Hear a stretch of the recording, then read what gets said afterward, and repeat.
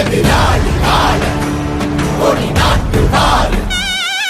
திட்டம் கொடுத்தமே தொத்து நோய தடுத்தமே உங்க நலனுக்கே எங்க மூச்ச கொடுப்போமே. போத உலகத்தில் நல்ல பாதை கொடுப்போமே. கல்வி வழியில சீரி நடப்போமே. எடப்பாடி இடம் தேடி வரப்போது